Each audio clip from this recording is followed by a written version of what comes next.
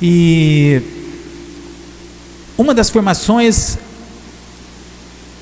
que aconteceu no dia 3/8/22, eu não ia começar por ela não, mas devido a essa inspiração do que nós vivemos, a cura do Senhor, eu decidi iniciar por ela.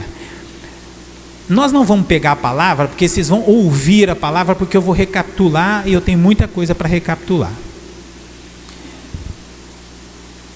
Nós iniciamos aqui hoje 8h30, um pouquinho mais tarde, era para começar às 8h, então nós estamos combinado para terminar às 11h, mas nós vamos também até às 11h30 atrasar um pouquinho, né, Moacir? Vamos dentro da hora que é proposta, tá bom? Para a gente poder... O tema era o chamado a ser santo. Santos me chamou para falar sobre chamado a ser santo, e naquele dia o Moacir me trouxe, no mesmo mês de agosto, o chamado a ser santo, e era o mês vocacional, porque agosto é o mês das vocações. E eu fui rezar. A primeira coisa que São Clemente de Roma, que viveu assim na época nos primeiros inícios do cristianismo, ele diz assim: por sermos, portanto, uma porção santa, tudo devemos fazer de acordo com a santidade. Gente, o nosso foco tem que ser a santidade. Quando a gente focar a santidade, eu sou chamado à santidade, é o Espírito que me santifica. Eu não sou santo, eu sou chamado a viver em Deus e ser santificado pelo Espírito de Deus. As coisas começam a mudar, porque o poder, a graça está a seu favor. Porque há um trono de graça onde você e eu podemos nos aproximar antes da queda. A gente não precisa ir buscar a graça de Deus depois que caiu. Não, o próprio Jesus nos ensinou a rezar no Pai Nosso: não nos deixe cair em tentação, mas livra-me do mal. Nós precisamos fazer mais esse tipo de oração antes de cair na tentação. E não depois chegar no padre e falar: padre, vim me confessar de novo os mesmos pecados, porque eu sou fraco mesmo, a carne é fraca mesmo. É porque você não está recorrendo ao trono da graça antes de cair. A graça não nos foi dada somente para que a gente recorra a ela e seja perdoado. A graça foi nos dada para ser perdoado, sim. A graça foi nos dada para quando a gente cair experimentar misericórdia. Mas a graça foi nos dada para viver em santidade. E aí está a nossa autoridade, aí está a força do cristão. Ser luz no mundo de trevas, ser sal no mundo sem gosto. E nessa formação, eu trouxe assim: a Bíblia define o chamado de Deus para o homem e uma mulher como uma convocação a ser, e não meramente fazer.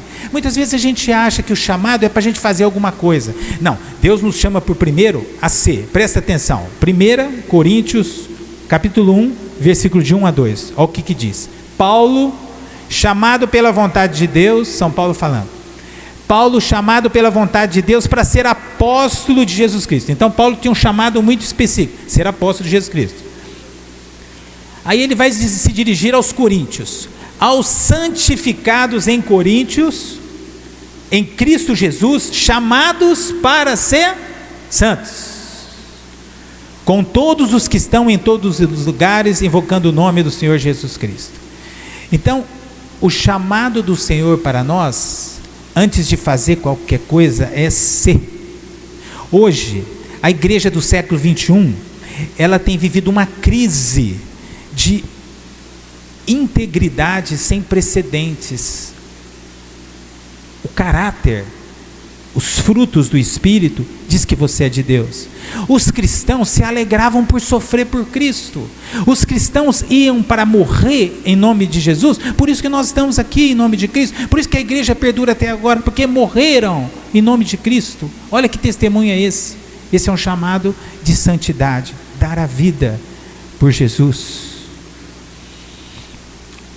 É tempo de nós voltarmos para a palavra de Deus. A palavra nos diz o seguinte: São Paulo escrevendo aos Romanos: a todos os amados de Deus que estáis em Roma, chamados para serdes santos, graça a vós outros e paz nosso Senhor. Todas as cartas de São Paulo falam que nós somos chamados não para fazer alguma coisa, não, chamado a ser santo. E quando Deus começa a ver que você está em conformidade com a vontade dele, ele fala: eu posso contar com esse meu filho, eu posso contar com essa minha filha, porque ele entendeu que antes de fazer qualquer coisa precisa ser. São Francisco de Assis uma vez chamou o Frei Leão para eles evangelizar. Aí andaram 2 horas na cidade, lá no lugarejo, lá no vilarejo. E Frei Leão, na hora que ele estava voltando, mas senhor, nós não fomos evangelizar? Ele falou, o que nós fizemos? Quando acolhíamos o pobre, quando orávamos pela ferida daquele outro, evangelizar, antes de falar, é ser. Aí ele falou que as palavras convencem, mas o testemunho arrasta. Evangelize, vai dizer um santo, se preciso, use as palavras. Evangelize pela vida, pelo seu comprometimento com o Senhor. Romanos 1,7. O chamado tem duas características diferentes. Moralmente, o cristão é chamado à santidade. Dinamicamente, o cristão é chamado para o serviço. Sim, são poucos os operários, a messe é grande, nós somos chamados para o serviço. Mas o serviço, ele é eficaz, tem autoridade, tem poder quando tem coerência, quando tem comprometimento de vida.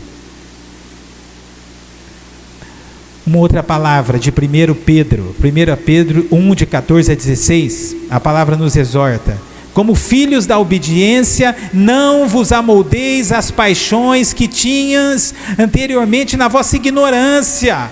Pelo contrário, segundo é santo aquele que vos chamou, tornai-vos santos também vós mesmos, em todo o vosso procedimento, porque está escrito, sede santo, porque o Senhor, vosso Deus, é santo. Tornai-vos santos em todo o vosso procedimento, em todo e qualquer lugar. Ah não, eu estou na igreja, eu sou um santo. Eu estou no grupo de oração, mas chega lá em casa, chega no meu trabalho. Não, tornai-vos santos em todos os vossos procedimentos. Outra coisa, como filhos da obediência, não vos amoldeis às paixões que tinhas anteriormente na vossa ignorância. Hoje, gente, tem muitos cristãos que não têm experimentado mais o poder de Deus, a graça, porque têm vivido de uma maneira mundana. É cristão pagão, cristão mundano.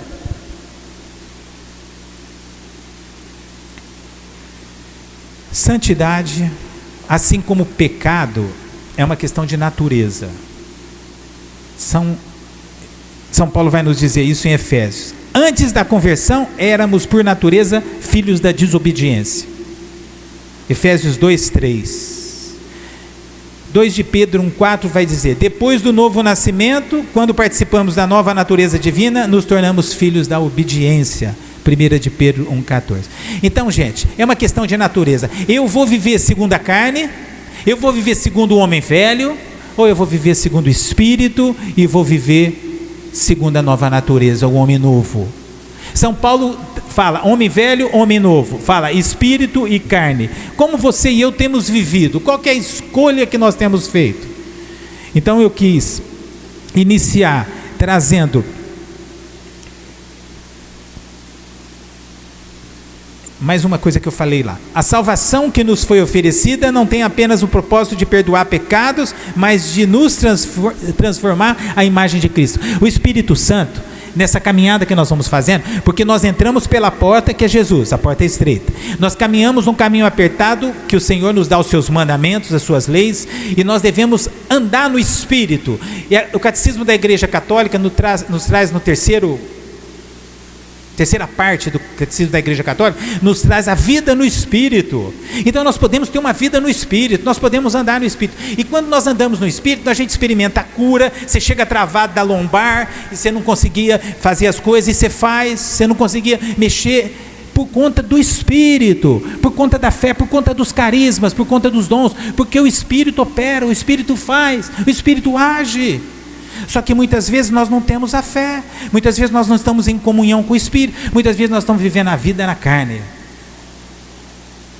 Cristão mundano, está na igreja, mas não está em comprometimento com o reino, não está em comprometimento com o Senhor.